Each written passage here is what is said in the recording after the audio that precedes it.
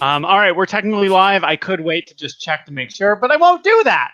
So hi, I'm Anders. I'm the host of Survivor Maryland. If you don't know who I am, I'm sorry. Now you do. With me, as always, we've got some lovely guests to talk about episode 13 of Survivor Maryland Major Conflict. As always, my lovely co-host, all the way from Wisconsin, Erin. Nope, not Wisconsin, but hi, everyone. All the way from Indiana, Erin. No. Joining from Maryland, he plays on a future season and is maybe another thing, Sean. What's up? What's up? Hi. From an online reality game, Endure, a previous winner and now production member. He'll always be better at the game than I am, Devon. Aw, shucks. Don't be modest, it's true. And then finally, joining us from the episode, our dearly departed, aspiring bad bitch, Abby. Abby, it's sad and happy to have you here. How are you? I'm doing okay. I cried a little, I had to take some time to myself, but I'm back. I'm ready for this live stream. Dried my tears, ready to go. It's been only 4 years, so I can imagine it's still hard to think about. Still cuts deep. We've got previous winner Katie on here to say that you are one of her favorite players. Thank you, Queen. Abby, what's been going on for you? Where are you? What's happening right now? It's been 4 years. You graduated, I assume. Yes, I have. I graduated. I'm still best friends with Delaram. I currently work in Providence, Rhode Island as an IT consultant. And I don't play Survivor anymore, but I do like to watch reality shows like it. Do you still play Quidditch? Not anymore, but I wish I did. Do you still have the gold medal? Yeah, I have 3 of them now. Oh, yeah. Ooh. I should have worn them to the live stream. You should have.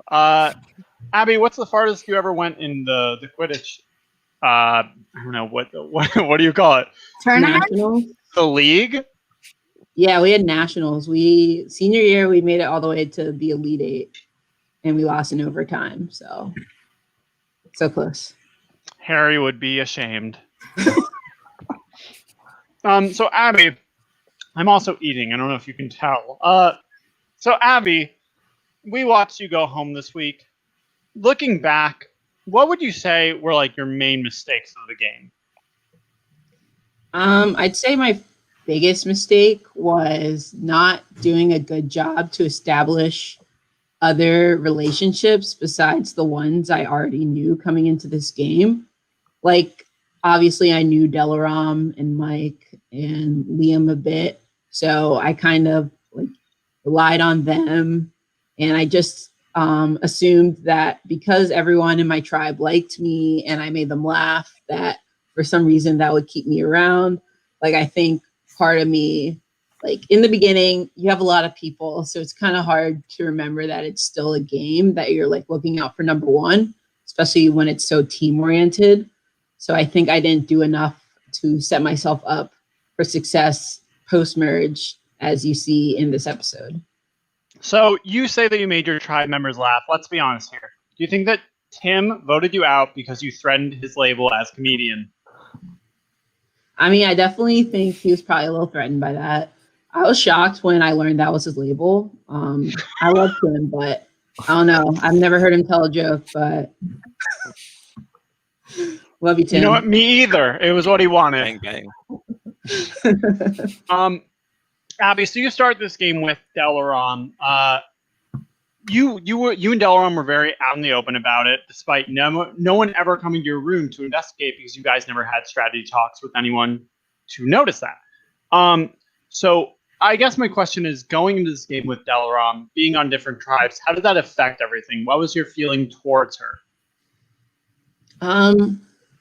Early on, I think we were just even though we're on different tribes, we still got each other's back. And we made it a point to tell each other what was going on with our tribes. We definitely, our conversations would just come up so spontaneously that we would just forget to record. So obviously there was so much that could have been on there that probably would have made the episodes even better. But we would just talk about like her tribe, my tribe, and like what we think would be going on, and just comparing notes on other players. So let's come to the big moment for you, because in early Chikasha, you were with Mike, and there was not much else going on for you. We come to the swap. You are on a tribe with your Quidditch friends, and then with Delaram. Was it ever occurring to you to make that a 4 and work together, taking out Sadie, Doug, or Josh? No, actually before pre-merge, back in the general education challenge, I think that is when I started working with Sadie due to the mixed tribal. And so with Delaram trusting her so much, and I trusted Delaram so much, I kind of bought into the Sadie Delaram alliance. And honestly, I kind of, like, at least in my mind, kind of turned on my like Chikasha mates, because like at the end of the day, I felt like the like person I could trust most in the game over anyone was always going to be Delaram. And so it felt safer to go with her. And like, I was just really impressed with Sadie. Like, obviously she's a beast. Like, she killed it in Steal the Bacon. And she's just a really smart player. And she just had like a kind of authority that like made you want to follow her. And so I felt like I was in a good position following her. And I guess along with that kind of came Doug. I think it took me too long to realize how much of a threat Doug was. Yeah. And Well, here's the question. Do you think Doug has an idol? Doug has 2 idols. No.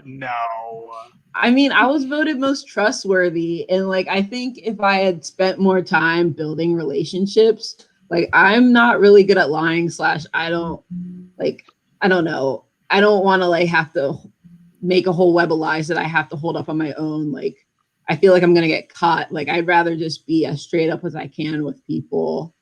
And like, I feel like if that had come out more, if I was talked to more people and they seen how honest I could be, I think that saying that Doug had an idol would have been like, had more of an impact, because they would know that I'm telling the truth and like not just saying that to save my butt. Let's talk about a relationship with you that was tumultuous. Josh. So you didn't really like Josh. He didn't really like you. I don't know where it came from. I think it was just the fact that you guys were targeting each other. We come to the swap. Obviously, Josh doesn't want to go home. He votes out Liam. You and Mike are like, fuck Josh. You didn't like Josh. You get to the merge. You're like, I like everyone from my old tribe and Josh. And then in the end of the day, like you and Josh mend that relationship. You're going to work together, and then he just goes. What was your feeling on Josh, and why was it so, I don't know, all over the place? What really was the reason you didn't like Josh? I mean, like looking back on it, like I love Josh as a person, and like watching the show, I was kind of bewildered. Like I really didn't like Josh just because like the rest of my tribe didn't like him and wanted to get him out. And like, I just thought like, oh yeah, it's just easy to go with the crowd. And like, like if they're saying his name, they're not saying my name. So kind of went with that for a while. And then it just kind of seemed to be the move. And so it's like, oh, like you're just kind of like a roach who won't die. So it's like, why won't you go away?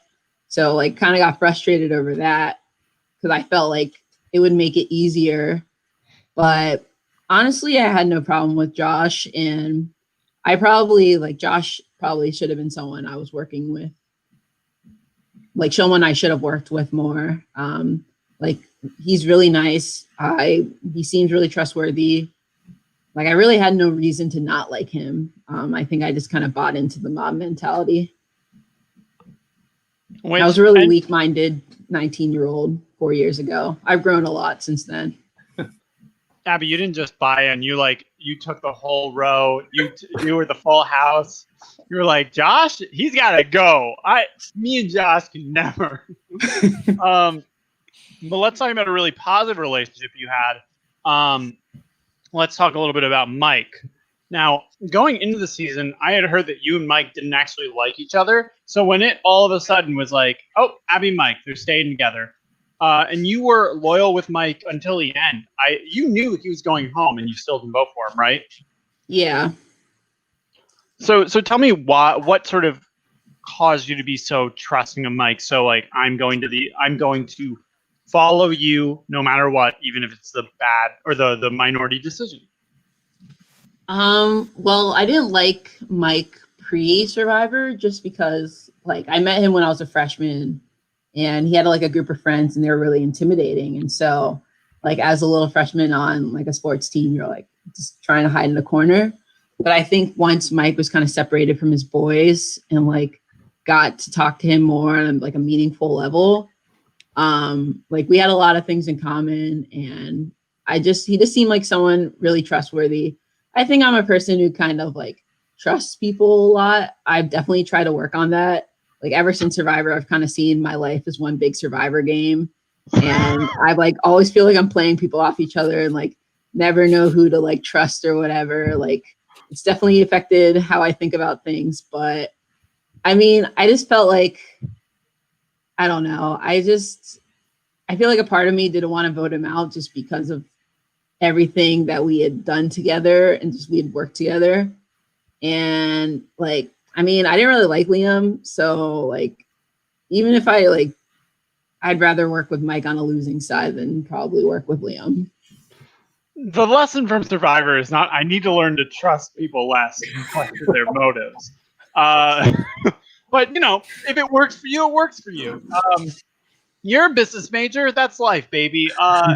So we get to the merge, and this situation comes up where you should have a majority with Josh, with Angie, with Doug, with Santi. That doesn't work out. The next week, it's you, Sadie, and Delaram, and you're like, it should be us, Santi, and Doug. Did you feel like you could trust them? And I guess why? Because you guys never met as a five. You didn't really have a relationship with Santi. What was it about that five that you felt you could trust? Why was there no outside work being done with Dane or Angie or Tim? Yeah, I think in part of like my alliance with Delaram and Sadie, I think Delaram and I, especially myself, we kind of like sit back and let Sadie kind of run the show. And Sadie was the main go-between between like our little alliance and the other alliance. So we kind of just let her do her thing, and then she would come back and like tell us what to do. So I think by like not playing, like not being as active as I should have been, like by meeting the five and just like scoping out everything, like to me, I remember one of my first confessionals, like I was talking about how the game would go, and like I really thought it would be so straightforward. And I think like even with the merge and everything, like I thought everything would be so straightforward. Like, I don't know. It's like I got so wrapped up in like my alliance and everything that it's like I forgot there's like other people out there scheming, and it's just like, okay, Sadie told me to do this and this sounds good. Like I don't have a problem with that. So let's do this. Until one day, like Sadie's gone, and then I'm kind of SOL and I have to do things on my own. So I tried this hilarious coup on Doug. I mean, thank God, finally. But so let's actually move on to that. So Sadie is gone, and you and Delaram are left there after admittedly like letting Sadie sort of play the game for you guys. So you go to Angie, you talk to Delaram, and you're like, we should go for Santi. Or no, sorry, we should go for Doug. This man has 2 idols. He is a threat. He's clearly betrayed us, and he's not worthwhile. How much of this plan was actually in action for the challenge where he won immunity? I definitely think the plan was a little hastily constructed.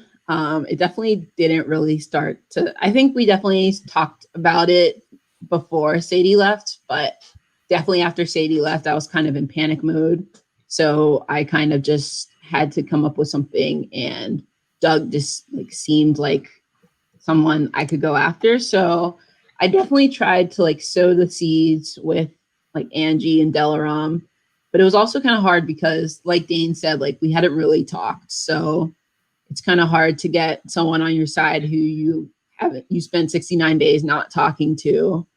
And then it's like hard to rope Tim or Santi in because like they're really good friends with Doug. And so I think I kind of knew that it wasn't necessarily going to work, but I felt that I kind of owed it to myself and to the game to like try and go out swinging a bit, just to like up my ante and not just lay there and take it. So you're unfortunately, oh, Erin, go ahead. Yeah, so I was gonna ask because it really sucks to like be gone for a portion of the game, even if it is just a weekend. And so I was wondering if you think that there would have been a better chance of that plan happening, like even after Doug won immunity, if you would have gotten like Dane and Angie on your side, or even Dane, Angie, and Tim to like go after Santi. Like, do you think there would have been a better chance of that happening were you around for that weekend? Because I think you were kind of more in the get out Santi camp than Delaram was. So I think maybe if you think that you being around still would have helped that plan kind of move forward. Yeah, definitely. Being away for that weekend, I was completely distracted from the game. Like I was like clearly focused on like Quidditch and wanting to win. And so it was, sorry, Anders, but it was a little bit of an afterthought to me. It was also really cold, so I didn't want to get out my phone to text a lot or call. But I definitely think if I had the weekend there, I feel like I would have really tried and put effort into coming up with a strategy to try and cripple Doug in any way I could, since I couldn't get him out directly. I also want to ask this because it's something that we're all curious about. Have you read or watched the Harry Potter movies, or did you just love the sport of Quidditch? Well, so my love for the game of Quidditch isn't actually Harry Potter related. Like, it's funny. I saw there was a documentary on Netflix about 5 years ago about the UCLA Quidditch team that I watched as a senior in high school.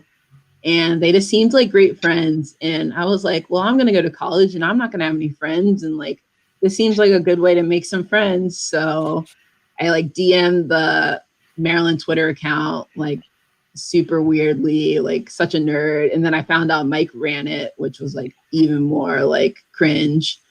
But yeah, I have read most of the books and I've seen the movies many times, but Netflix got me into Quidditch.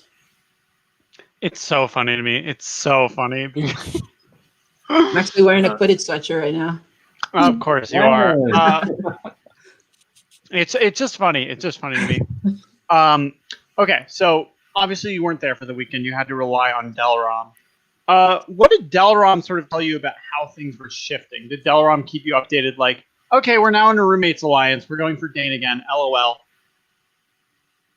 Yeah. To be honest, I don't really remember a lot from that weekend. Except for winning regionals, yes. Yeah. I don't know. I think just after like getting voted off, I think I kind of like tried to put like Survivor out of my head for a bit. But I do remember Angie calling me to be like, hey, it's gonna be you. But like we can try and work something out. And I think this was like Sunday afternoon. And at this point, like I just couldn't really think of anything. Like time was not on my side. And I'm just so far away from everyone. I just like I felt like I was between a rock and a hard place. So like it's like I kind of knew what was happening like before it happened.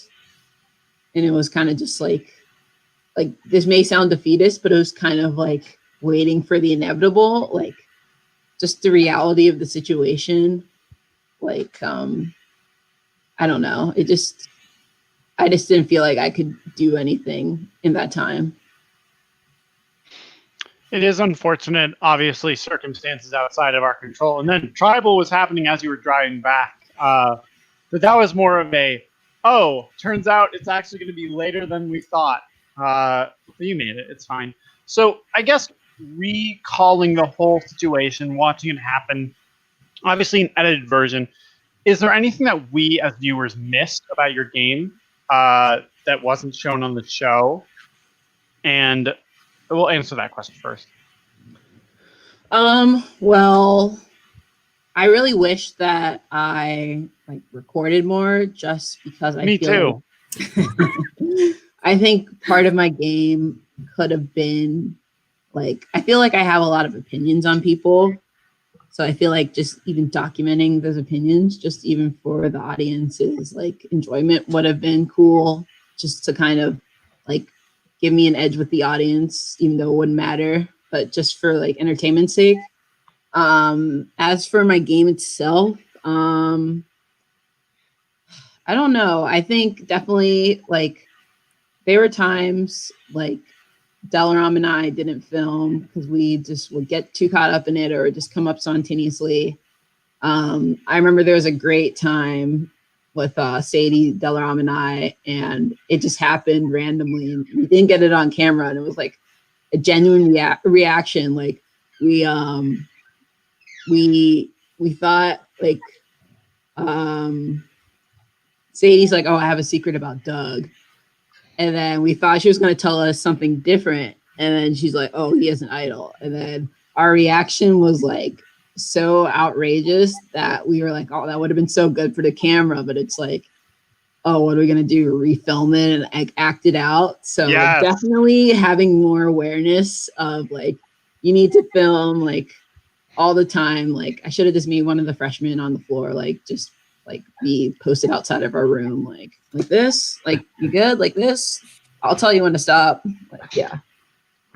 Yeah. Well, what you're supposed to do is just refilm it and act. We've already had it sometimes this season, but you'll never know. Look, I don't get it. It's easy. You have a phone. You're on it all the time, anyways. What are you doing? Looking up Quidditch memes? Just film. I definitely think that Delaram definitely got me to apply. She was like, we should do this together. This would be a fun thing. I didn't know anything really about Survivor going in. And after I got casted, I tried watching it in the summer, and I got kind of bored, honestly. I was it's the same format every day.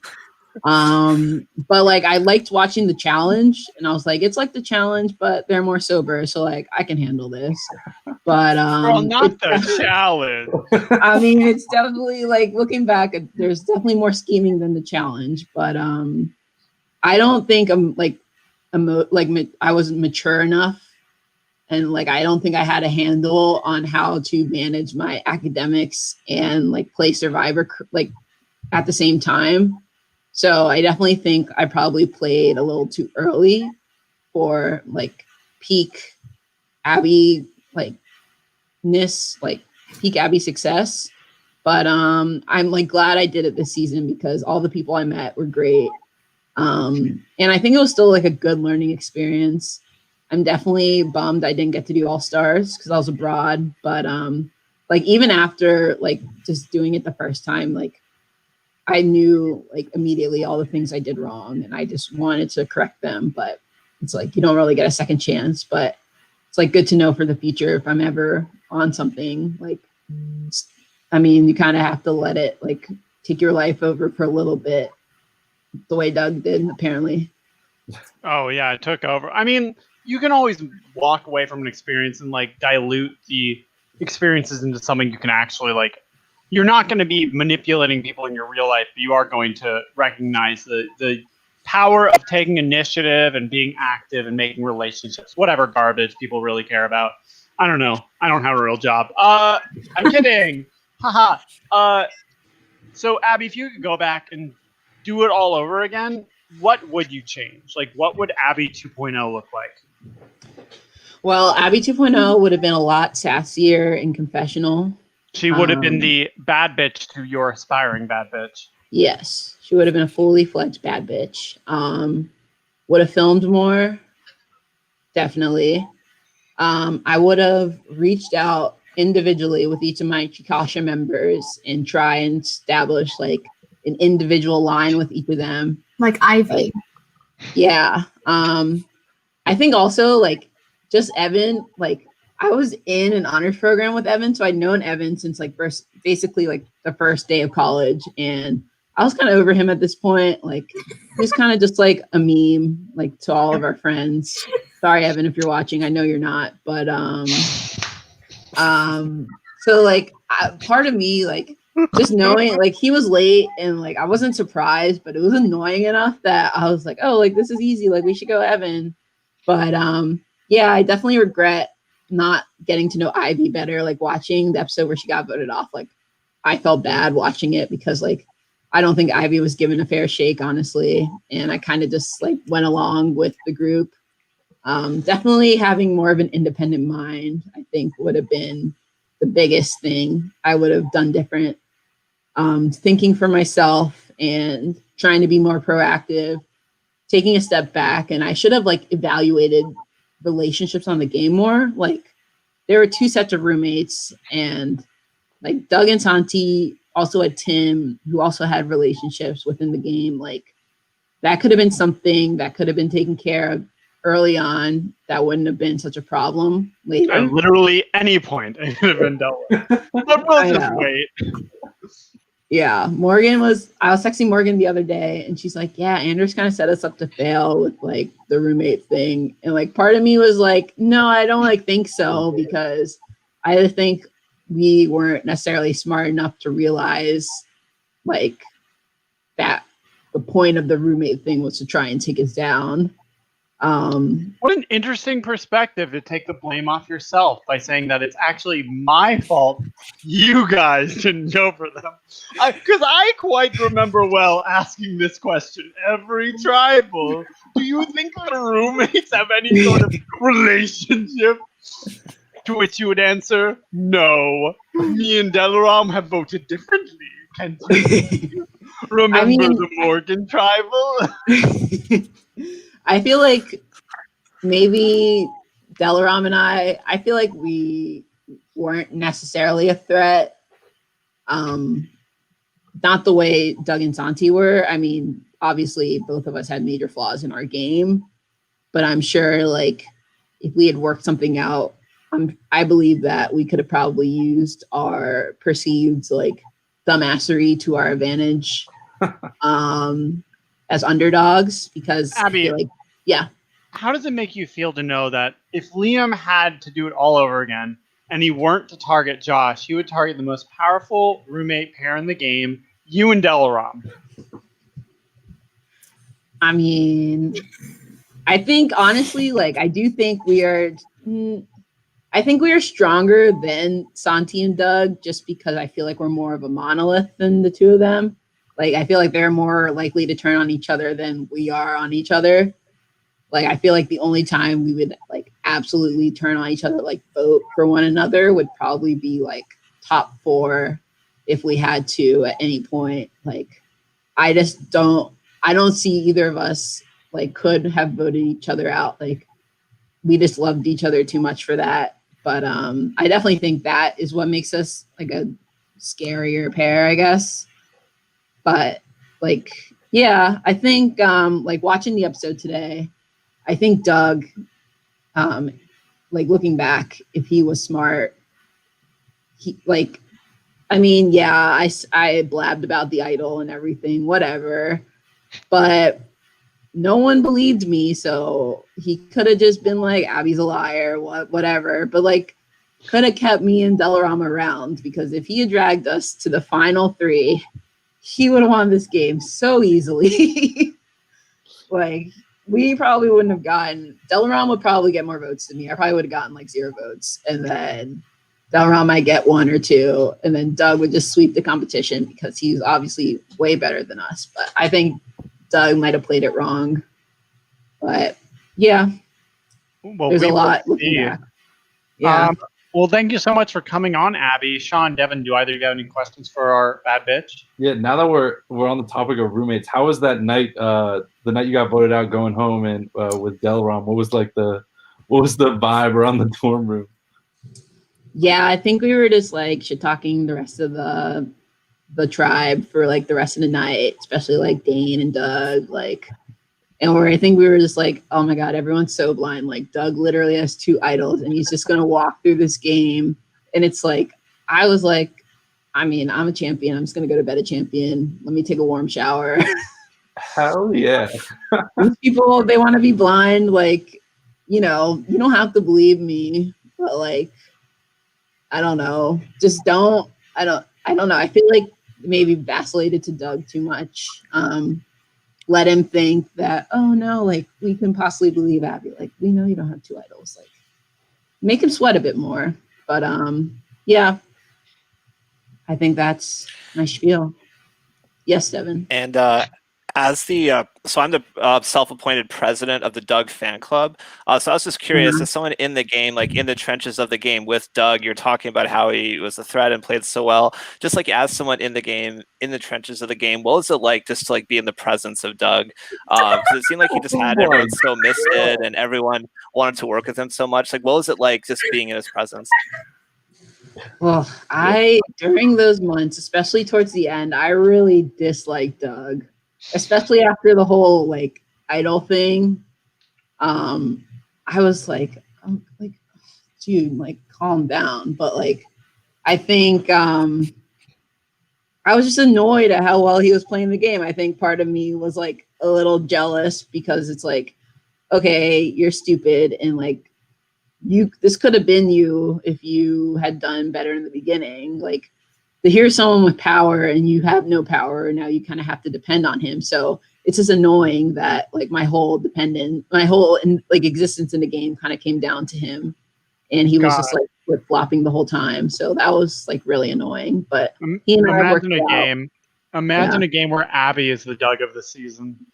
I'll live for it. Abby, when Doug said like, yeah, I didn't know, I was blindsided too. Did you believe him at all, or would you like shut the fuck up? With regards to what? Sadie. No, I didn't believe him. I don't think like after the idol, like I think I stopped really trusting him after a long while. I still worked with him just because I felt like he was probably my best option. But yeah, I do have 3 idols. That's true. God, if Abby had 3 idols, the chaos. I wish. I would have just pulled them out of my pocket coming back for regionals and be like, here you go. Yeah. Put them all around your neck. You've got so much little bling. Yeah. Well, Abby, we appreciate you so much for coming on here and talking about something that happened 4 years ago. You're still a regional champ in our hearts. I'm a 3-time regional champ now. Okay, well, no need to rub it in. Yay! Yay! Well, thank you so much for having me on. Of course, and as Dumbledore says, 10 points to Gryffindor. Am I right? All you Potterheads out there, you'll get that reference. All right, bye, Abby. Bye. Can we kick Anders off this show? No, You're too quick. What's the button for that? Get over it. Y'all don't get irony.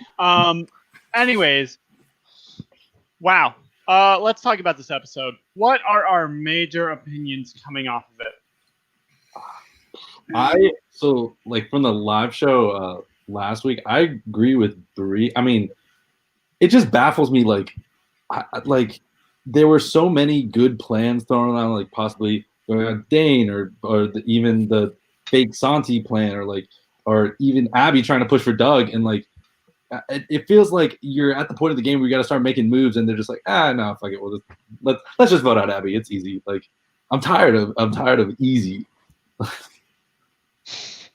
I'm tired of it, Grandpa. That's too damn bad. That's too damn bad. Yeah, it's not often you see a split vote at Final 7 like this. Like, that was the fact that they were able to do that when Doug is sitting there with all 3 idols, like fully knowing that they don't have to split the votes. Did they actually think that Delarob or Abby like had an edge? What do you think? There's like you get an idol and you get an idol. Everyone has idols. Let's just split the votes.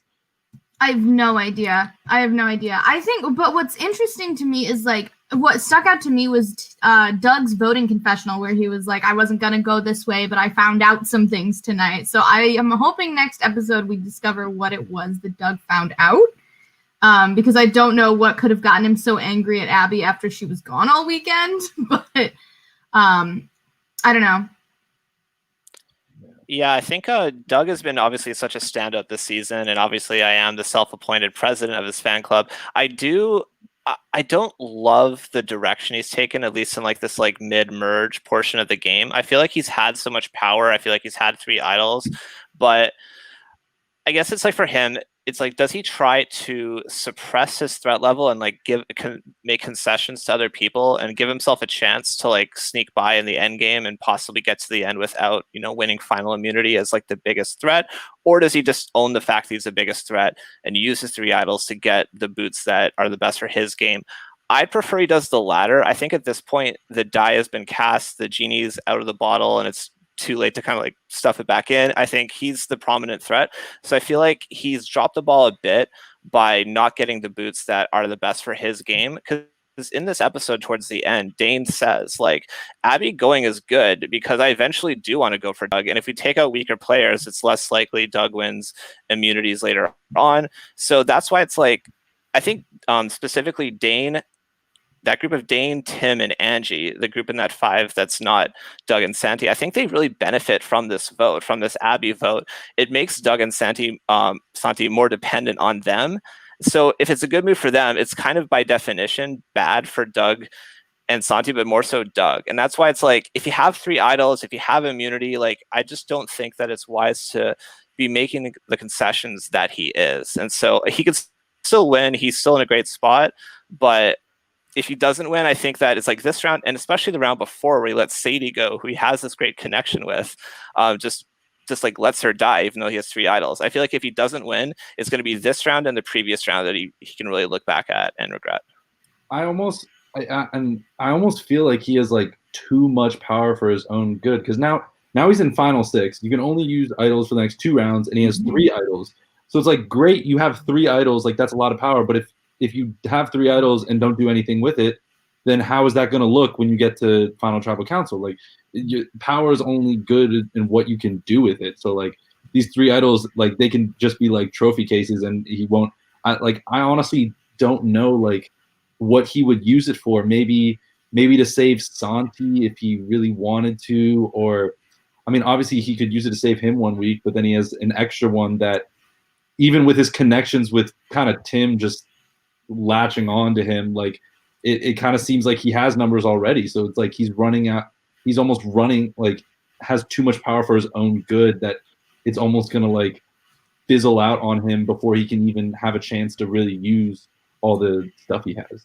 I do completely agree with that. I think the only reason that like, I think it's hard when you're playing like such a stagnant game, because that doesn't really look good to a jury. They want to see like improvement. But when you start off so strong, there's really no way to go up in a way that Doug has. Like there's not really any big moves left for him to make. His big moves would be like getting out Sadie or getting out Santi, who are like seen as the other 2 biggest threats to win. But the fact that he's so unwilling to do those things, I think does really hurt him. So at this point, yeah, he like won immunity. He has these 3 idols, but he's not going to use them to like take out players. So his big moves at this point are going to be just saving himself, I think, which like winning immunity doesn't really elude yourself to being able to do that with your 3 idols. But he said it himself. He's like, I think I have a great chance of winning no matter who I'm with at Final Tribal. And I do agree. I think he needs to get there and articulate that and say like, yeah, I didn't have any big moves at the end because I didn't have to. Because I had set myself in a position where since week 1, I knew I was going to be here at Final Tribal Council, which is exactly what Doug has done. And it's like what Abby said. She was like, I was just mad about how good at the game Doug is, which I think is exactly what he needs to face going into jury if he makes Final Tribal, of them just being angry at how good he was. Yeah, I'd push back against the notion that I think Sean brought up where it's like the idols don't really mean anything at the end if he doesn't use them for big moves. I think like finding the idols and the work that takes and so on is something that like, shows skill as a player. It's the reason why we're, as people watching the show, are recognizing him as being skilled. And I think the same applies for a jury. Yeah, like I said, I think he could have used it productively like in the past 2 rounds, and I also think that his position is different because he is like, I think the fairly clear number 1 person that's going to win. So there's less, he actually benefits, I think, from keeping Santi and in the past Sadie in the game. Whereas they benefit from like, I think taking Doug out at some point or like undermining him. So I think for him, it's like like you said, there isn't really that big move to make, but it's fine. He can say like, I had all this power, but I was so good, I didn't even need to use it. And I think that is a compelling argument. I think so. This is a good comment that came up as to why it ended up being the Abby vote. So I think Abby tried to enact this plan to vote out Doug, which doesn't work because Doug gets immunity. But Doug doesn't know that Abby was even trying that. He just thinks that the roommates are going to work with him. Mm-hmm. Dane has his information, and he's also aware it's likely Delaram and Abby are going to work with Doug. And he needs a way to break that up. So this information, it's not in the show because it's more over text, but it is implied that Dane basically gives the information like, they wanted to go for you, Doug. They might go for Santi. Like, they are not trustworthy. Mm-hmm. And as a question of like, why did they split? I think it was an intentional way to muddy the votes and make it harder for like Angie and Dane potentially to flip with Abby and Delaram against the bigger group. Wouldn't a split vote make that easier? I think Angie explained it in a confessional because like she had an idea of flipping it, but it was like they split it, so she was in the minority vote anyways, and like I don't know. I couldn't explain to you why they couldn't flip by themselves. She would have to get either Tim or Dane to flip with her, which would have been hard at the time. And again, like it seems so simple. Why don't Angie, Abby, and Delaram do this thing and like potentially tie it? Delaram and Angie have never spoken. Delaram is always going to be closer to Doug than Angie. It's a moot point. It really is like, Doug has his claws and everything. People wake up in the morning and they say, I've got to talk to Doug. Mm-hmm. Here's my information. Well, so then, I didn't mean to cut you off, but then the hot take is like, so he's so close to everyone. He's making all these relationships. And if he wants to get to the end, all these people he's close to, he's going to have to cut off. So does that mean that when he gets to the end, is he going to have a jury full of bitter people who are like, yo, everyone trusted Doug. And then Doug, one by one, just snaked all of them. So like, I don't know. It'll be interesting to see if he can get to the end, and then if people will be willing enough to like put all of the kind of slimy stuff he's done behind him. Slime. Well, he's a slime. Devon, to push back on your because I agree a little bit with Sean's initial idea about the idols not being used is wasted potential. I think we've talked about a couple times on this pod that information is great. If you have it, it's great. But if you don't use it, if there's no purpose to it, what's the point? You don't get credit for just knowing things if you don't enact it. Like when Josh is aware that he is on the bottom, but does nothing to change his placement, that doesn't make him a good player. That makes him a aware but ineffective player. So I would argue, I get that like having an idol does take work, but if you have an idol and don't use it when it would be preferable to do so, out of maybe an abundance of risk aversion or wanting to hold them all and be greedy, I think it does reflect poorly that you have the opportunity to make a move that will increase your game and you choose not to based on nothing. But I think that's it just goes back to the entire idea that Doug does have too much power and that he is sitting at the top already. So he doesn't necessarily have a chance to improve his station that much. Like if it's between two people going home, like does he use an idol now that he could use on himself later to save this person and get this other person to go home just because it's slightly better for him, but either one is fine? Like I don't see the point in doing that. I don't think it's him being greedy. I think maybe it's caution, but maybe it's just like, I don't need to do this. I'm going to get to the end anyway. It would literally just be him playing an idol to play an idol. But then again, if you're being risk averse and you're not using those idols, you're opening the door for someone because you're being so safe. You have all this power. You're in a great position, but you choose not to make these possibly riskier moves. You're opening a door for someone to make those risky moves and to kind of take over that spotlight. I would argue. Yeah, but I mean, he's also bringing himself the opportunity now to like play multiple idols in one tribal, which is also a very like flashy and cool thing to do if he is feeling threatened or if he's feeling that Santi is threatened. Fair. Yeah, this take is going to sound like too cowardly and middle of the road, but my response to Anders is that like I said earlier, like I do think there have been missed opportunities to protect Sadie and get a different result at this tribal than Abby that I do think would have been better for his game. So that's true in a sense. I agree that there have been those missed opportunities.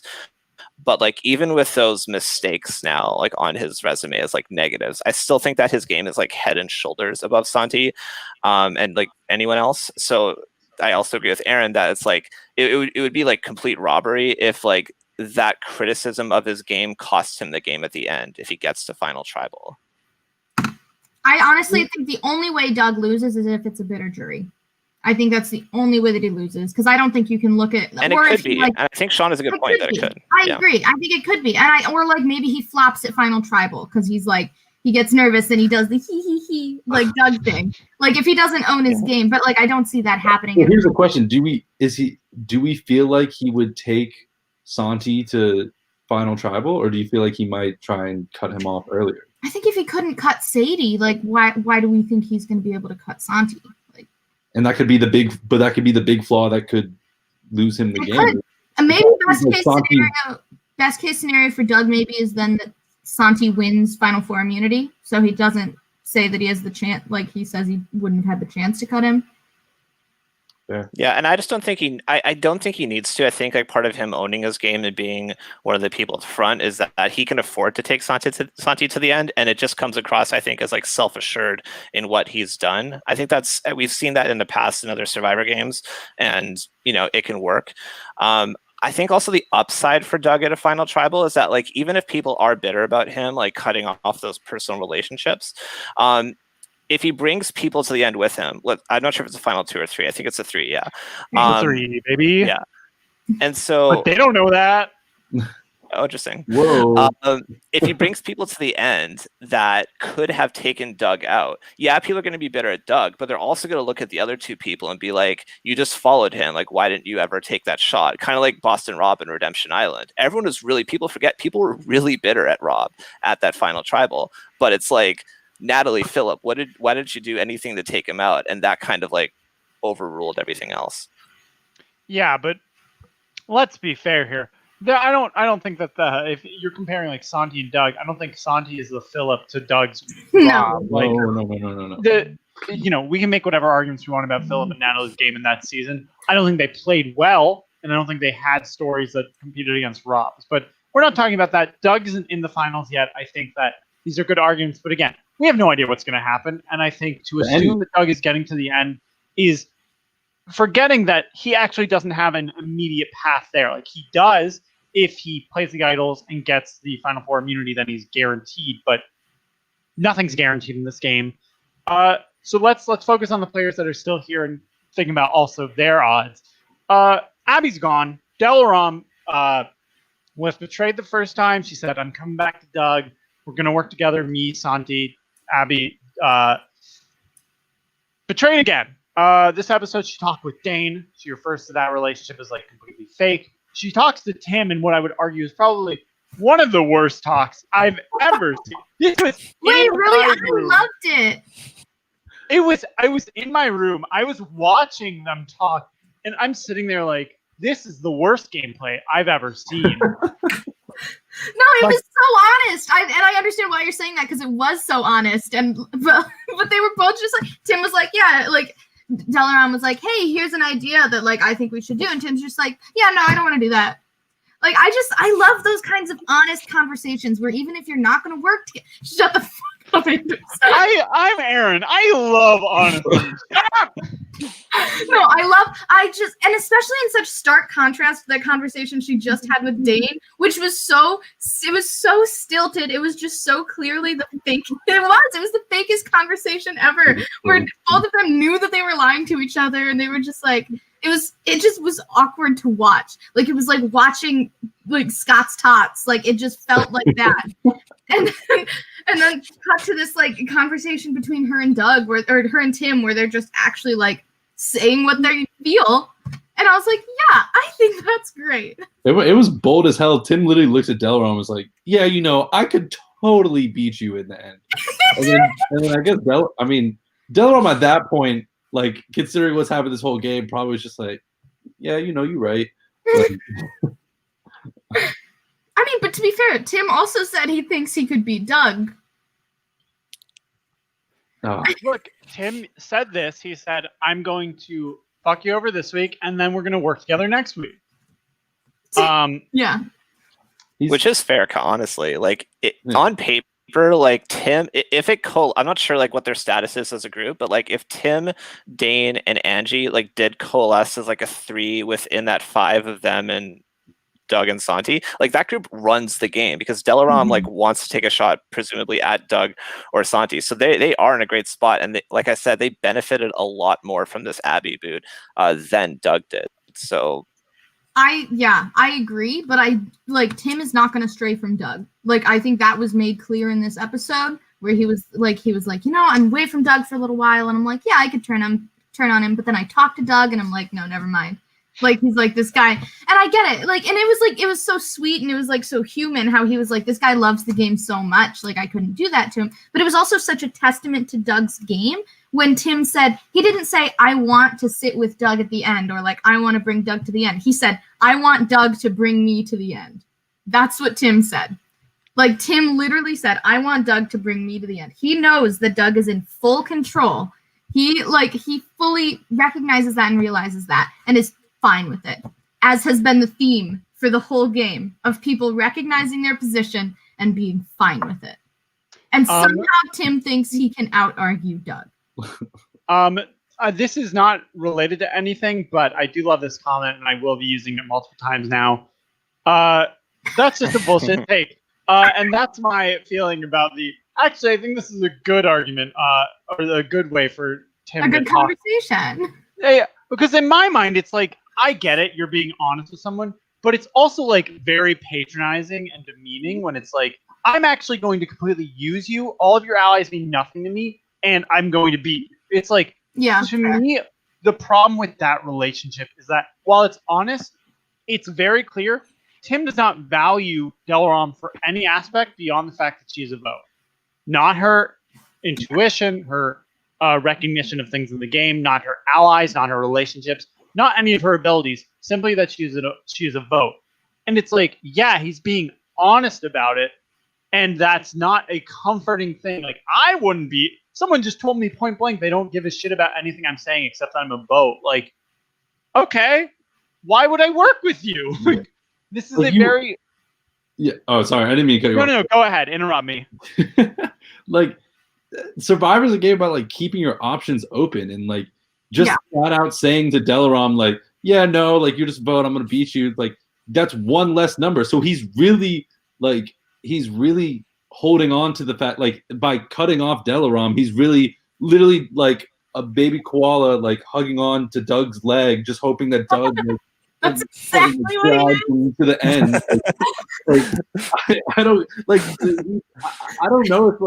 I don't know if he just like has like a man crush. I mean, he definitely has like a man crush on Doug, but like, I don't know. It's interesting. And the irony too of the fact that like Doug is able to like miss Tim this way and others in the game, and then Tim in contrast is just like completely inept with that conversation with Delarom and just can't. That's like no kind of like social grace that's comparable at all. Okay. Sorry, I just want to. I wasn't saying it was a good strategic conversation. I just enjoyed watching it. That's fair. Oh yeah. Oh, don't we all? But this episode had a lot of like interaction with Delarom that I think just ends up being bullshit or negative. So I guess, where does this leave Delarom? She's kept around. She's on the bottom. She has no power, no one to trust, really. They've all betrayed her. What does this leave her with? Option. People that want to take her to the end. I think that most people there want to take Delaram to the end. Well, because they don't think she's going to get any votes. Sorry, go ahead, Sean. No, yeah, I keep cutting people off. I'm fucking terrible.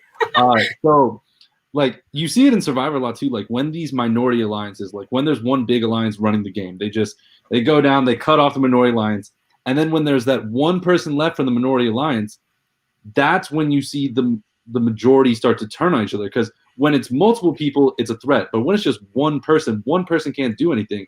So while Delaram. Delaram is the perfect person to pull in if Tim, like we saw in the preview for the next episode, talking to Doug about possibly taking out Santi if he wants to make a move on that, or if someone like Angie wants to make a move on Doug. Like, Delaram's that perfect person that she has no friends. Tim literally said, like, I don't really care about your game to your face. Like, she is willing to.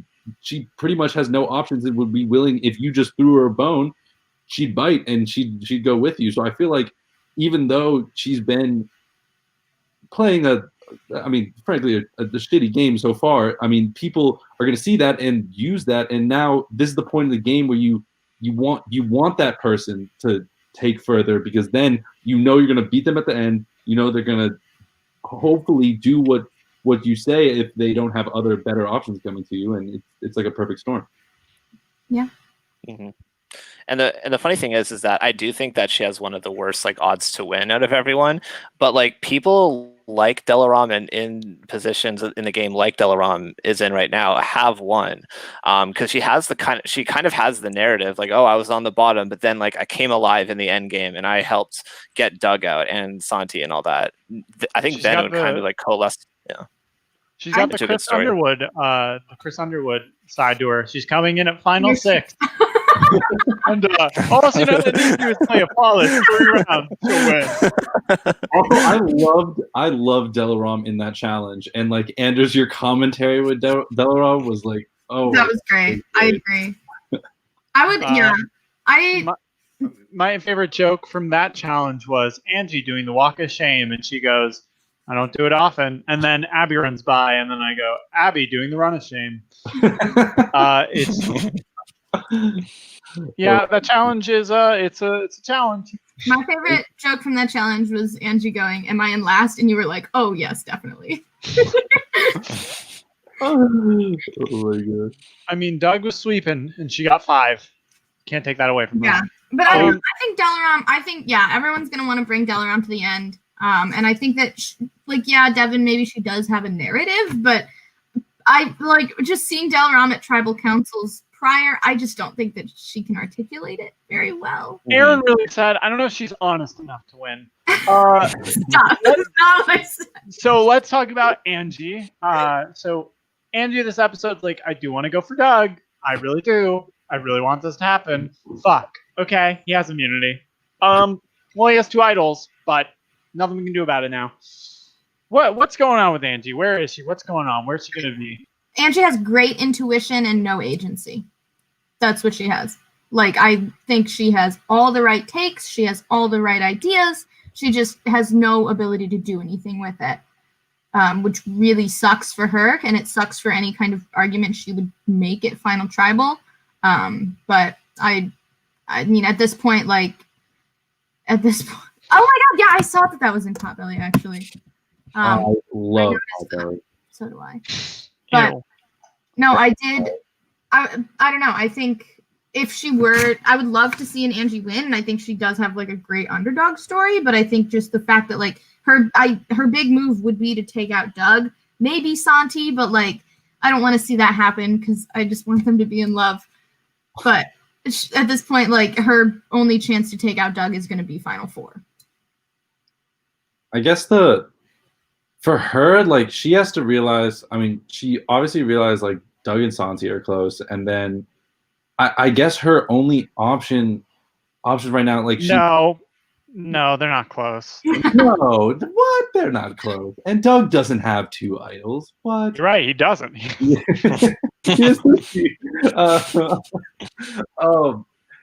like most trustworthy, huh? And you were lying. like, so I mean, like you said, Erin, she has the right intuition, but it's almost too little, too late. Now you got to start looking at, you got to pull in Delaram, like I talked about earlier, and then I guess she can try and talk with Dane, but like if her conversations with Dane go like anything like that car episode, then or that car scene, then it's gonna be a rough go around for Angie. Yeah, it's so tough because on paper she really should be in a better spot in the game, like especially with Doug and Santi having the targets on their back that they do and all that. It seems like it's lined up well for her, but I guess she just doesn't have the bonds with the other outsiders to do anything. It's really strange. It feels like she should be in a lot better shape, but because we also say like all of this, like these people are the targets, but it's because they're in power. And it is crazy to me, that trivia question of people that have never received a vote, Doug, Santi, and Tim. I wrote that down too. And those I think are like, it is going to be like those three are so together. Dane is so with Tim. And I think the dynamics of this next vote are going to be really interesting. But I think it's absolutely crazy that, yes, they are going through this game with huge targets, but neither of them has ever received a vote. I think that if, like, this season was done again and Tim, or if Angie almost played in, like, I'm fucking up. If Angie played in the same season, but the people weren't so trusting of each other, I think she has the tools and has the knowledge to really do well and get to the end. But just the fact that she was put with players who will just, yes sir, let's vote him out. Let's just, oh Doug, please, it's like she got put in a situation with players that are just so blindly loyal that if you're playing with players who were more willing to make moves and more willing to do things, I think that her knowledge and her intuition of the game could get her to that finals. And I think I honestly think she's a great Survivor player. I think she has the talent to win. It's just in this specific scenario, like, she's kind of fucked. Yeah, it is interesting. Like maybe she does go on to win this game, and if so, like, great. But if she doesn't, she is kind of sorry. No, I say I would feel like a fool with that take. Yeah, I mean, maybe she does, but if she doesn't, I think that she's like the classic person that would be like interesting to bring back for an all-star season to see like if her fortunes do change with like a different cast and different circumstances, because maybe she does end up being a great player.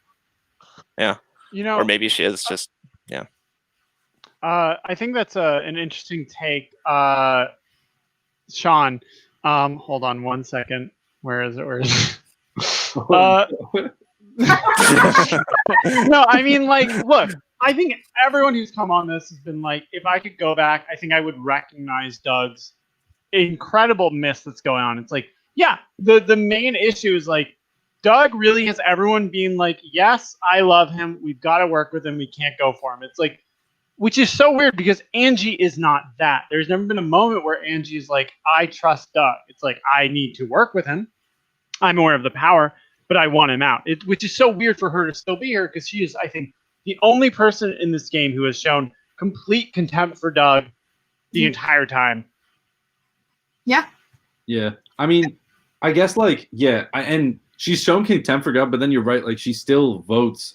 She split the votes this vote and is still, like, working with him. So that is a flaw that she doing. Theoretically, she could just, if she really has all this contempt for Doug, theoretically, like, she could just say, if I don't do anything, Doug's gonna win. Just say fuck it and just put herself out there and try and make a move.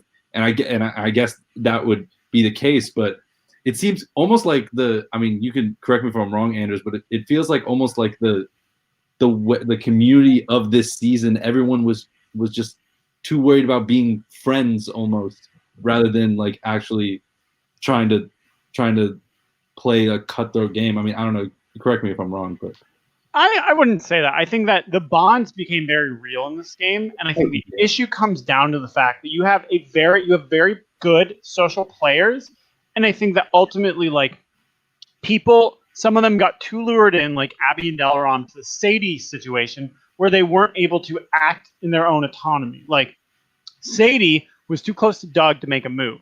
And Abby and Delaram allowed Sadie to play too much for them that they weren't going to make the move instead, in the same way that Doug's entire alliance would get rid of Sadie.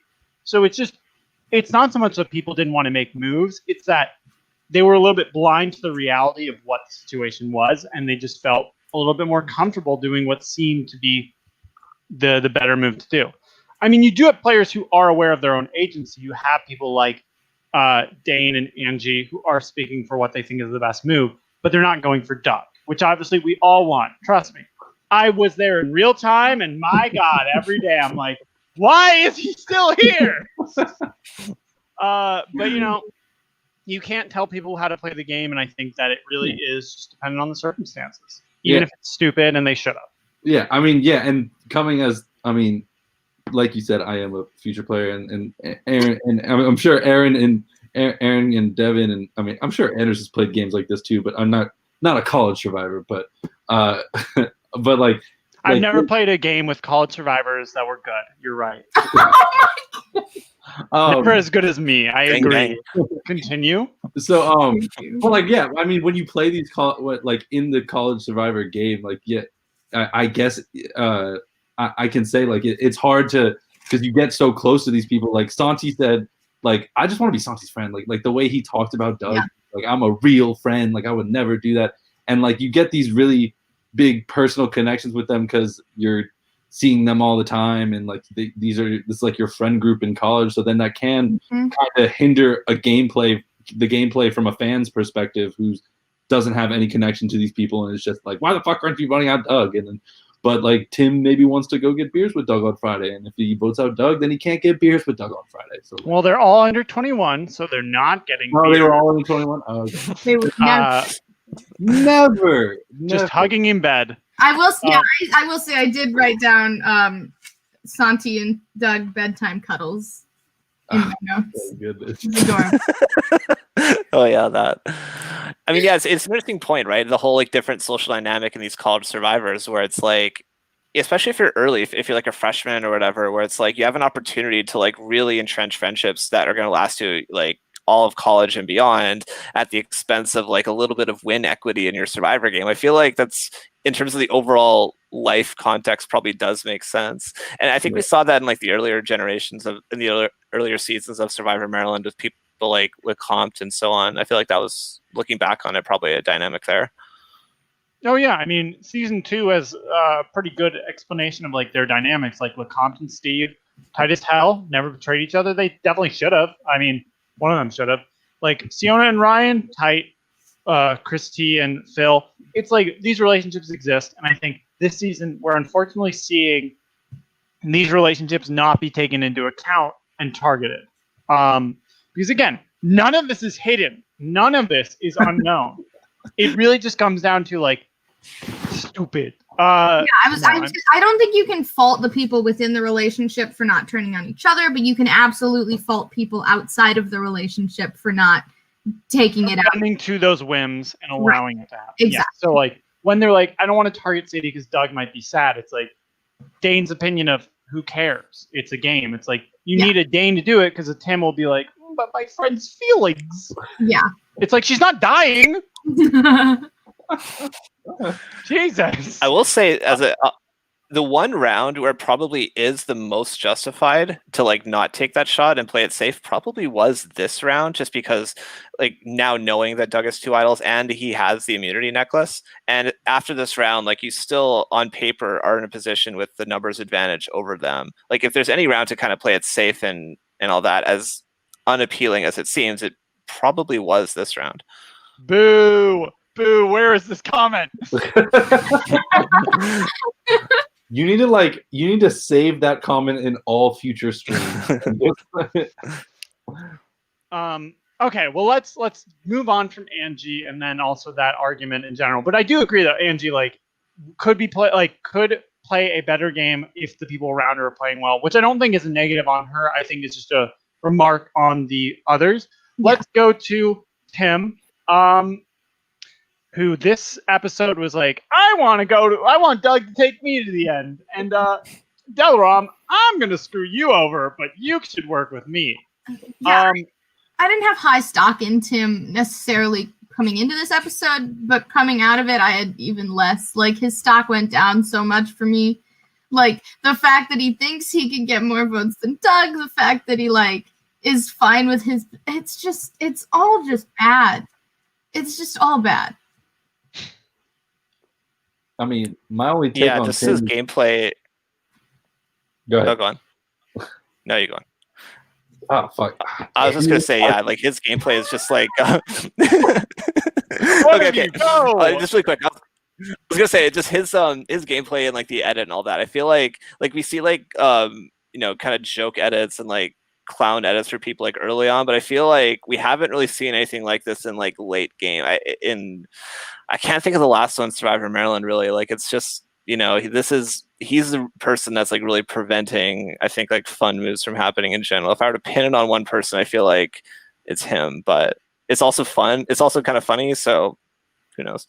Yeah, I mean, my only take on Tim is he seems like a fun guy to like go hang out with, but like as a Survivor player, like he really is. He's lost the plot.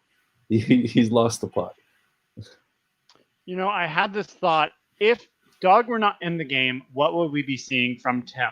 And it's like, I think, Devon, you're absolutely right. Tim is sort of the roadblock between a good move and the moves that are being made. Because ultimately, it's like, he could be the deciding vote to take out a Doug or a Santi. And if he doesn't want to, they cannot do it. So it's like, if Doug were not there, if he didn't have the tight relationship of Doug, would he have a tight relationship with Santi? He doesn't right now, as tight as Doug. Would he be more willing to make moves? He would have made the move against Sadie probably much earlier.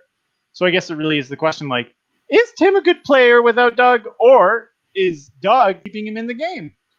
And that cuts to the heart of why Doug is the best player in the game, and why like Santi could win and it is solid, but that is like a galaxy brain take ultimately. Like that's why Doug is just like, I think, head and shoulders above everyone.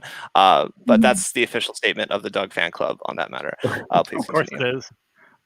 So let's move on from Tim. We've said as much as we need to. Look, Tim, I love you, but we all know. Let's go to Dane, because we can have our little Doug Santi argument later. But let's talk about Dane this episode. Okay. So, once again, he's the target of a vote. Why are they so keen on getting Dane out? How many votes does he have? Like 100? Yeah. I think at this point, like 11 or 13 or something. I do just want to say, how has he been playing this game for 69 days and he's still recording vertical videos? How did that happen? Vertical videos, potato videos. I mean, do you know why he was dressed up? I know he was real James Bond at the end. Yeah. It was for so he and Delaram are in the same frat, Theta Tau, and it was, I assume, some sort of like initiation event or something. A full tux with a bow tie. I don't know. I wrote Tuxedo Dane, very James Bond in my notes. Yeah. The one as he's like ratting out Delaram. The one. Whoa! Is that a suit? Awooga! I like the Delaram. The Delaram. I like the Delaram conversation with Doug and Santi, where she was like, I think Santi was like game time, and she was like Dane time. It's like it seems like it's Dane time every week. Dane train, baby, choo choo, keep it rolling along. People keep getting run over. Josh, Sadie, Abby, who's going next week?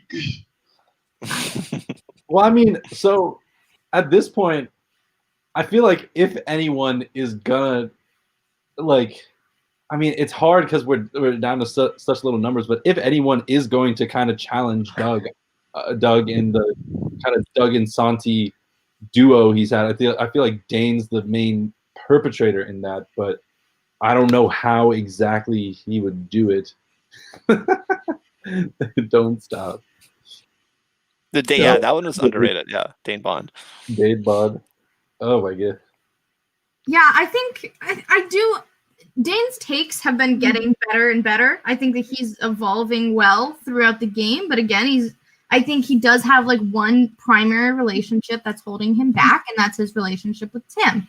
Because Tim has these close relationships with, he has this close relationship with Doug, so that's kind of preventing Dane from being willing to do anything because he's not necessarily willing to do anything without Tim. And that's really what's holding, I think, what's been holding people back this whole season is their inability to make a move without their closest ally. Which, like, I understand, but even if it's like not against them, like I get it. You don't have to vote out Tim, but if you want to make a move without him, that's okay. No. As long as Doug's okay with it. Yeah, you got to check with Doug. Doug. Check with Doug first, and then you can do it. Yeah, Doug's down. Yeah, I mean, it's weird. Dane really started this game as, he was there, and then he betrayed Eric, and then he was like the fourth in New Scala, and then he was just sort of there again. And now here Dane is, final six, Dane train rolling on, the target for so many votes. He could win. What happened? One of the funniest parts to me was when Doug was like, I've been working with Delaram since day one in this game, and then he was like, oh, I guess Dane too.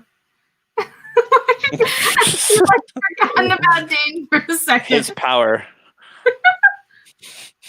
And look at it. I mean, this was if you guys remember the superlatives, Dane and Angie were both named as like least likely to win, and they're both still in the final six. Which, I would argue in the first place that superlative is bullshit.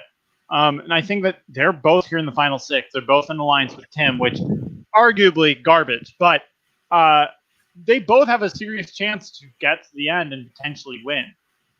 So I guess like looking at Dane. Look, the word potentially can be used here. Yeah, potentially. Okay, I didn't say they will win if they get to the end. I think he could win. I don't see any argument for Dane. Like, who said it in this episode that was like, yeah, everyone hates Dane. Nobody wants Dane could make it to the end if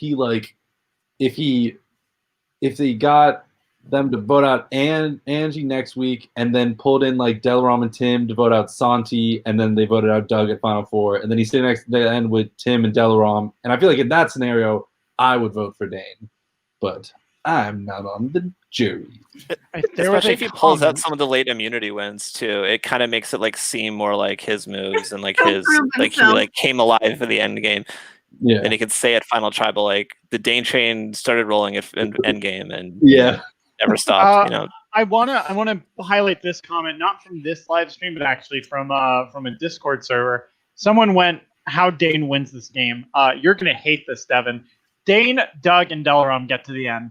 Abby votes for Delaram, and then Morgan, Sadie, and Santi vote for Doug. But Amanda, Josh, Angie, and Tim all vote for Dane. That's how he wins. Dane? No, they got could friends at the end. That could happen, but Tim would 100% vote for Doug. Yeah. But would he? Or would he? I don't know. I mean, it's the same thing I said, like, Dane will win less. When he wins those 4 immunities, he'll go, but how many immunities did you win? You know what sucks about that argument now is that now Doug has won immunity. So now what does Dane point to? He proved himself once. He's got now Doug's name is on the map. Yeah. It's true. Oh my goodness. Oh, what a king. It'll be, I mean, well, like you said, I mean, I literally just thought of this as I was saying the take about Tim, but like, it goes back to like the bitter jury thing. Like Tim is so attached to Doug, but if Doug, for some reason in the final six, I don't know why he would, but if for some reason in the final six cuts Tim, then Tim could be like, yo, dude, I trusted you a lot and you hit me off, and then now he's not really sure about if he wants to vote for Doug. No, I think that's fair take. I just like it. It's funny. All right, let's move on to what I assume will be the most, divisive. Santi and Doug. We could separate it, but I don't really want to go through this argument twice. So obviously, last week we had an argument, mostly Erin and Bree, about like why Santi versus Doug would win. These two are still working together. They're both pretty comfortable with each other. They're making moves together. This week, Doug admitted, like, if Santi doesn't want to do this plan, we won't do it. And Santi says, I don't know if I feel comfortable. I don't have the relationship with these people, and I don't trust them. And they ultimately don't go with the move to keep Abby and Delaron, which would be great for Doug. Fine for Santi. I think it's more up in the air for Santi because in a Final 3 scenario, Santi would probably be the 4th in that group, as he would have been in the Final 5 with Sadie. So right now, they're both in the Final 6. Somehow, the fucking roommates are in the Final 6. One of them has 3 idols, but neither of them have received votes. What are we thinking about their end games? Is it together? Do they need to separate to win? Devon, you can start. Please give us your completely unbiased take as the president of the fan club. Yeah. So yeah, I mean, I may have been involved in that fan club now. I think it's like all right. Like even though I would have done things differently in Doug's shoes for the past couple of votes, I do think that his path is good, especially if he does have Tim misted in the way that he does, and especially with the fact that he has like 3 idols. It's not a bad thing to have at Final 6. So it's obviously a good spot for him, and I think he is the front runner. I don't think he needs to cut Santi. Like I said, I think that if he brings Santi to the end, I don't think he has any explaining to do. Like, it's not like anyone would bat an eyelash at it because he is, I think, such a prominent figure in this game. And especially he is going to play all 3 idols at some point, and that's going to be flashy however he chooses to do it, literally. I think, and whereas Santi, like, you push back against my, like, comparing the players to, like, Boston Rob, Philip, and Natalie. But I do think there is that, at least, analogy in that if Santi brings Doug to the end, like Santi has an opportunity to cut Doug at like Final 4 and doesn't take it, like lets him do fire or whatever, it's going to seem kind of delusional of him. He's going to have to explain why he did that. There's going to be at least that burden on him, and maybe he succeeds in being like, no, I'm a good player, blah, blah, blah, and wins, but there's going to be that burden to argue why he wasn't delusional and letting Doug get as far as he did. So I think there's more pressure on him. He doesn't have to do it right away, but I'd like him to do it at 5 or 4. I am unfortunately on the exact opposite path of you. I think Why would that be of unfortunate, Sean? Why would you be mad on a show? You know what I hate when I'm watching a show? Hold on, Sean, before you go. You know what I hate when I'm watching something? When everyone has different opinions. I want people to disagree. No, I don't want to watch a show where people disagree. Why can't we all be friends? I meant unfortunate to the people of the Doug fan club. That's what I meant. Yeah, you don't have to jump on the fuck Sean train. All right. Baby, I'm number 1 on that day 1. So here's my take on it. I do agree that I don't think Doug has to cut Santi, and I don't think Santi will cut Doug. And I think that if Doug and Santi are sitting together next to the end, I think Santi has a good chance, possibly even a better chance of beating Doug. And here's why. One, just flat out, I think Santi is a way better talker than Doug. And no matter, before we even get to their games, when you're at Final Tribal Council, like the Final Tribal Council speeches are a huge part. You can lose Final Tribal Council just purely based on your speeches. And Doug, I mean, he's cool, but he goes all over the place. And like Santi is a very well spoken and can articulate his game. And then to the gameplay part, Doug obviously has all these powers. He's this big guy. He has 3 idols. He's doing this, but it really depends on what Doug does in these next couple of weeks. If he's going to play these idols correctly, is he going to win at Final 4? Where Santi, you see, like Anders pointed out, the past 2 weeks, Santi and Doug, the moves they made with getting out Sadie and getting out Addy, they're more beneficial to Santi. Where Doug is saying, "Hey, Santi doesn't want to do it, so then I'm not gonna do that move." So Santi can make the case at the end with his well-spoken personality, being like, "Hey, yes, Doug had all this information. Yes, Doug had all his powers, but if Doug doesn't play those idol rights, that's one thing against Doug that Santi can use against him." And then Santi can make the case saying, "Look, Doug had all this power, but when push came to shove, it was my view that was prevailing most of the time." And I think, and then that mixed with a possibility of a bitter jury if against Doug, where I feel like Santi has a little bit of close, like more favorable relationships possibly on that jury. I think it's almost like a perfect storm possibly for Santi to kind of sweep the rug out from Doug and really steal it at the end. And I just want to quickly steer this towards the type of roundtable that Anders wants. I want to agree with Sean because I think that, especially the point about the Sadie vote, like I think that's a great point. In that, like I was thinking more so, like I was thinking more about Doug and Santi as like a duo. But yeah, that's a move that Santi pushed through, even though Doug had 3 idols, and that alone is like a really good point, especially for him to like have over Doug. I think that actually could carry a lot of weight. So I think that's fair. I just want to highlight this comment. The fucking Sean train don't stop, baby. We got 2 trains at the station, baby. The Dane train and the fuck Sean train. Sean train. Choo-choo. Both going to the end. Erin, what's your take? Can I make my argument now? Okay, fantastic. I don't know if I consider myself not in either of these men's fan club, or you're gonna just put that up there before I'm you just waiting. Okay. No, I'm not. I don't know if I'm necessarily in both of these fan clubs or in neither of them, because I do love both of these guys. I think they're great, but I think I agree with Devon. I think that Doug is like head and shoulders above Santi, and here is why. Above everything else, in this episode, we saw the second time Santi is sitting there saying, I don't know who to trust. That's his main issue, is he doesn't know who to trust. He doesn't know what to do. Whereas Doug has never had a moment like that because he's never had to worry about who to trust because he has set himself up in a situation in which everybody trusts him. He knows that he never has to worry about anything. He knows that Santi comes to him and he says, yeah, these are your relationships, not my relationships. And Doug says, okay, fine, because all relationships are Doug's relationships. He doesn't not have a relationship with anybody. He set himself up that way. He made sure, step by step, every single moment in this game, he had the right allies, and anybody that even uttered his name was out the door that week or next week. Every single time. And that's why he's at Final 6 with 3 idols still. 3 idols that he didn't get the clues to. Other people got the clues and gave them to him. Because at every moment also, people said, oh, I have information. Here you go, Doug. At every single moment. And so he set himself up at the end with everybody that are his relationships, which is why even, yes, these past couple weeks, maybe it hasn't been the Doug decision or like it has been better for Santi, but that's Doug just saying, okay, here's a little thing for Santi because it's still okay for me.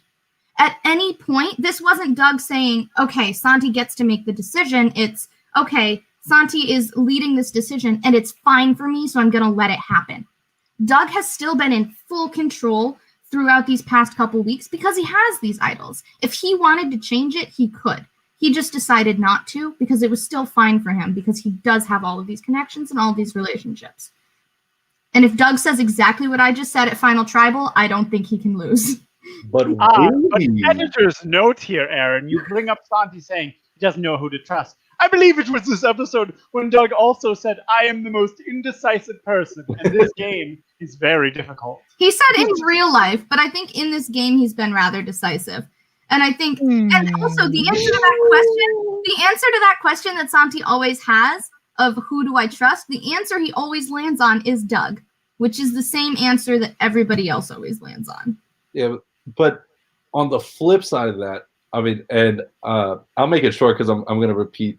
I'm not trying to repeat a lot of what I said earlier, but maybe Santi's realizing, yeah, Doug has had all these movements. He has his hands in all these pots and he has all these relationships. But then if Santi is kind of taking that backseat for now, it really depends on what happens these next couple rounds because Doug, with his hands in all these pots, could kind of just crash and burn these next 2 weeks, depending on, like, he has all this potential, but if he breaks the possible jury votes or possibly misplays stuff and his indecisiveness comes out and Santi can really be decisive over these next couple weeks, then I can see Santi kind of taking that jump over Doug. And I agree with you. As of right now, Doug is above Santi, but I think Santi has the means and is building up to a point where at the end he can jump over Doug and get those. I think he has the potential, but I also don't think he's going to do anything without consulting Doug first. which is why Doug could trust Abby. He told her to vote for Dane, and she voted for Dane. So I don't see, sure, she said something about his idol, and I think that it was unnecessary for him to say, like, no, I don't have an idol. Like, okay, everybody knows. You didn't have to do that. You have three of them. Not to cut off this conversation, but, they'll be here next week. We can always talk about it if they're both around. Or if one's gone, even easier. Ooh. So we'll see about that next week.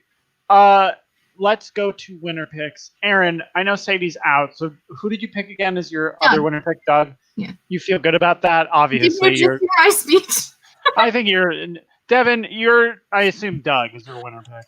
So before this roundtable, I gathered the board of the Doug fan club and had them all submit a vote on behalf of the club, and our winner pick is indeed Doug. Shocking. Mm-hmm. Sean, who's your winner pick? I'm gonna go with Santi. I think Doug is in a really good position, and I don't want to beat the horse, whatever the fucking phrase is. Like beat a dead horse. Beat a dead horse, but I think Santi. I think Santi's in a really good position. I think that if Santi gets the end, I think he can articulate himself to get the win.